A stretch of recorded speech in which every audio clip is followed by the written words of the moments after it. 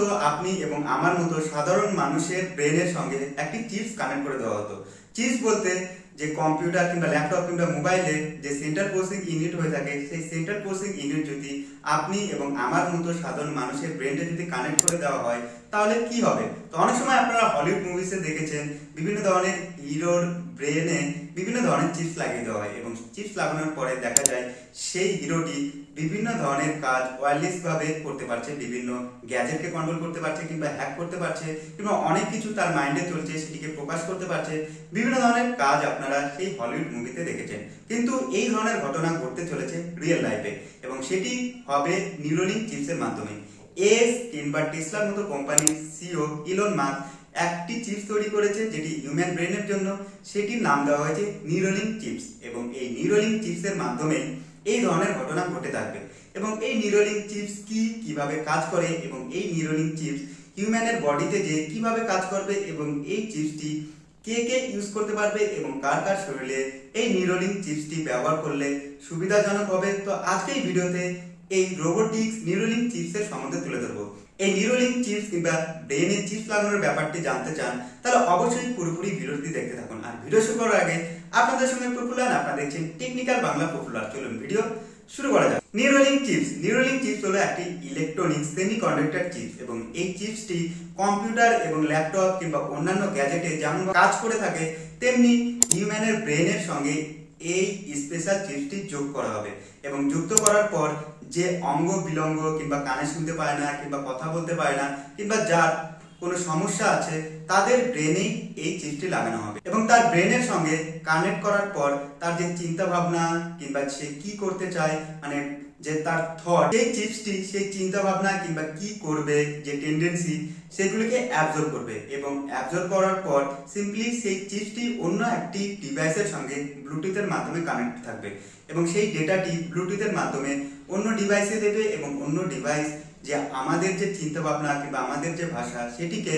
সাধারণভাবে কম্পিউটার ভাষাতে কনভার্ট করবে এবং কম্পিউটার ভাষাতে কনভার্ট করলে কি হবে, সেই দুটি যে ইলেকট্রনিক গ্যাজেট যেটি আপনার ব্রেনে আছে একটি চিপস এবং এক্সটার্নাল যে একটি কম্পিউটারকে আপনি কন্ট্রোল করবেন কিংবা একটি কম্পিউটারকে আদেশ দিবেন ওয়্যারলেস ভাবে, কম্পিউটার ভাষা পড়ে আপনাদের যে কোনো কাজ সহজ করে দিবে।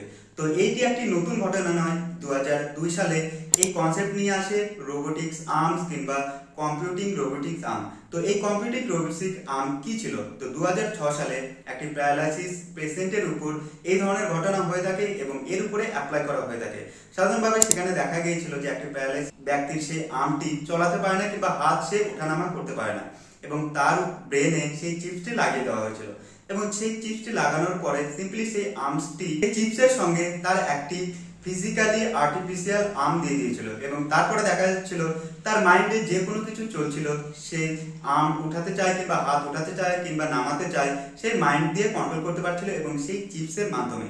তো এটি সাধারণভাবে বিভিন্ন ধরনের অঙ্গ বিলঙ্গ ব্যক্তি কিংবা যাদের শরীরে বিভিন্ন ধরনের সমস্যা আছে তাদের জন্য এই চিপসটি তৈরি করা হয়েছে এবং ইলন মাস্ক বলেছে 2023 থেকে 2030 এর মধ্যে প্রায় 30,000 ব্যক্তির ব্রেনে এই ধরনের চিপস লাগানো হবে যারা বিভিন্ন ধরনের অঙ্গ বিলঙ্গ সমস্যাতে ভুগছে।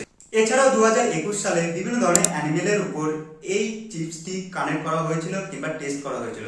2021 সালে দেখা গিয়েছিল বিভিন্ন ধরনের বানরের উপর এই চিপসটি অ্যাপ্লাই করা হয়েছিল এবং তাদের ব্রেনে ডাইরেক্ট সেই চিপসটিকে কানেক্ট করা হয়েছিল এবং কানেক্ট করার পরে দেখা যাচ্ছিল সেই বানরগুলি কম্পিউটারকে টাচ ছাড়াই কিংবা কিবোর্ডকে টাচ ছাড়াই সেটিকে কিপ্যাডে বিভিন্ন ধরনের অ্যালফাবেট তারা প্রেস করছিল, এছাড়াও বিভিন্ন ধরনের ভিডিও গেম খেলছিল সেই চিপসের মাধ্যমে এবং ওয়্যারলেসের মাধ্যমে। কিন্তু দুর্ভাগ্যবশত দেখা গিয়েছিল যে সমস্ত বানরের উপর এই চিপসটি ট্রায়াল করা হয়েছিল তার বেশিরভাগ বানরই মারা গিয়েছিল, কারণ আপনারা দেখেছেন কম্পিউটার কিংবা ল্যাপটপে যে সেন্ট্রাল প্রসেসিং ইউনিট যে চিপস থাকে সেই চিপসে আপনারা দেখেছেন বিভিন্ন ধরনের নিডেল কিংবা পিন থাকে। তো সেটিতে ছিল সাধারণভাবে 1000 পিন এবং সেই 1000টি পিন ব্রেনের সঙ্গে কানেক্ট করা হয়েছিল সেই বাদরের এবং সেই বাদরের ব্রেনের সঙ্গে কানেক্ট করার ফলে সেখানে বিভিন্ন ধরনের ইনফেকশন হয়ে গেছিল এবং ইনফেকশন হওয়ার কারণে কিছু বাদর সেখানে মারা গেছিল ট্রায়াল হওয়ার পরে এবং এখন কিছু বানর বেঁচে আছে। তবে হিউম্যানের উপর এই ধরনের চিপস অ্যাপ্লাই করলে হিউম্যানরা কি বাঁচবে কিংবা আপনারা এবং আমাদের সাধারণ মানুষের উপর যদি এই চিপস অ্যাপ্লাই করা হয় কিংবা টেস্ট করা হয়, তাহলে আমরা কি বাঁচবো কিংবা আপনারা কি বাঁচবেন? তো এই ধরনের কোশ্চেন অবশ্যই আসে। তবে ইলন মাস্কের যে নতুন এই নিউরোলিঙ্ক চিপস এনেছে সেগুলির থেকে অনেক আলাদা। এখানে কোনো পিন ব্যবহার করা হয়নি, এখানে সাধারণভাবে ইলেকট্রোড ব্যবহার করা হয়েছে। এবং এই ইলেকট্রোড এবং এই চিপস এবং এই ব্লুটুথ ডিভাইস কিভাবে কাজ করে, তো চলুন দেখে নেওয়া যাক। তো এই নিউরোলিঙ্ক চিপস হিউম্যানের ব্রেনে কিভাবে কাজ করে। হিউম্যানের ব্রেন বিভিন্ন ধরনের পোর্শনে বিভিন্নভাবে ভাগ করা হয়ে থাকে, যেমন 3 থেকে 4টি ভাগে ভাগ করা হয়ে থাকে। তবে 3 থেকে 4টি যে ভাগ আছে সেই ভাগে বিভিন্ন ধরনের কাজ হয়ে থাকে এবং সেই বিভিন্ন ভাগে রয়েছে নিউরন। মানে হিউম্যানের ব্রেনে প্রায় 1000 বিলিয়ন নিউরন থাকে। যখন আপনারা কোনো কিছু ভাবেন কিংবা কোনো কিছু কাজ করেন, সেই কাজ করার আগে অবশ্যই আপনাদের মাথায় একটি চিন্তা কিংবা ভাবনা আসে এবং সেই ভাবনার মাধ্যমে আপনারা যে কোনো কাজ করে থাকেন। কারণ আপনি যেটি আপনি ভাবছেন সেই নিউরনের মধ্যে দিয়ে সেটি ইলেকট্রিক ওয়েভের মাধ্যমে ফ্লো হয় এবং আপনাদের বডিতে সেটি চলে আসে, মানে ইঙ্গিত দেয় যে আপনারা এটি ভাবছেন, এই কাজটি করবেন। তো এইভাবে এই কাজটি হয়ে থাকে। তো ইলন মাস্কের যে নিউরোলিঙ্ক চিপস রয়েছে সেই চিপসটি আপনাদের যে ইলেকট্রনিক ওয়েভ, যে আপনাদের চিন্তা কিংবা ভাবনা, যে ইলেকট্রনিক ওয়েভ গুলি যে প্রভাবিত হচ্ছে আপনাদের ব্রেনের নিউরনে, সেই ইলেকট্রনিক ওয়েভকে কাজে লাগিয়ে সেই নিউরোলিঙ্ক চিপসটি কাজ করবে। তো এটি কিভাবে কাজ করবে?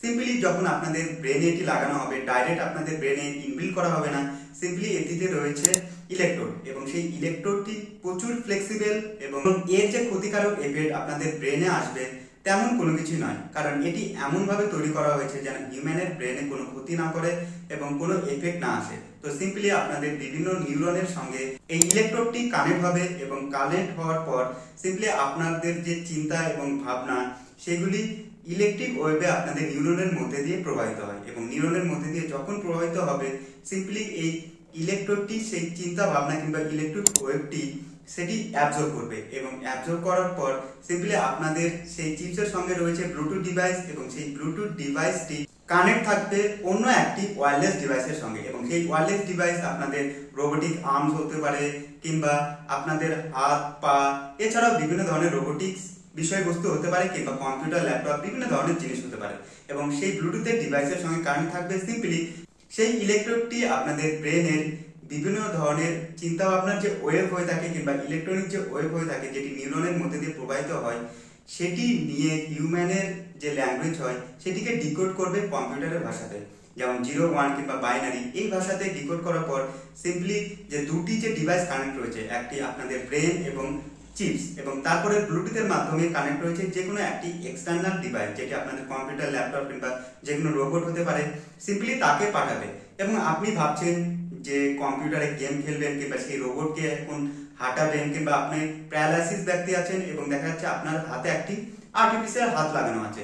তো সিম্পলি আপনি চাইছেন হাতটি উঠাবেন, সেই আপনাদের চিন্তা ভাবনা সেটি কম্পিউটারে ডিকোড করবে এবং কম্পিউটার 0 1 কিংবা 1 0 এভাবে বাইনারি সংখ্যাতে ভেঙে আপনার সেই হাতটি, আর্টিফিশিয়াল হাতটি কাজ করে থাকবে। তো এইভাবে সাধারণভাবে বিভিন্ন ধরনের প্যারালাইসিস ব্যক্তি কিংবা অঙ্গ বিলঙ্গ যে ব্যক্তি হয়ে থাকে তাদের উপরে এই চিপসটি অ্যাপ্লাই করা হবে এবং আপনাদের চিন্তা ভাবনাকে কম্পিউটারের ভাষাতে ডিকোড করে আপনাদের যে কোনো একটি সুবিধাজনক যন্ত্র দিবে এবং আপনারা আপনাদের চিন্তা ভাবনা অনুযায়ী সেগুলি চালাতে পারবে। তো এইভাবে নিউরোলিঙ্ক চিপস কাজ করে থাকে। তো আজ ছিল এই ভিডিও নিউরোলিঙ্ক চিপস কি, কিভাবে কাজ করে এবং এই নিউরোলিঙ্ক চিপস কাদের উপরে অ্যাপ্লাই করা হবে এবং এই নিউরোলিঙ্ক চিপস কতটা ভালো এবং কতটা খারাপ, সমস্ত কিছু এই ভিডিওতে বলে দিলাম। তো ভিডিও দেখে ভিডিও ভালো লাগলে ভিডিওকে লাইক করুন, তার পাশাপাশি আমার চ্যানেলকে সাবস্ক্রাইব করুন। আর চলুন দেখা হচ্ছে পরের ভিডিওতে।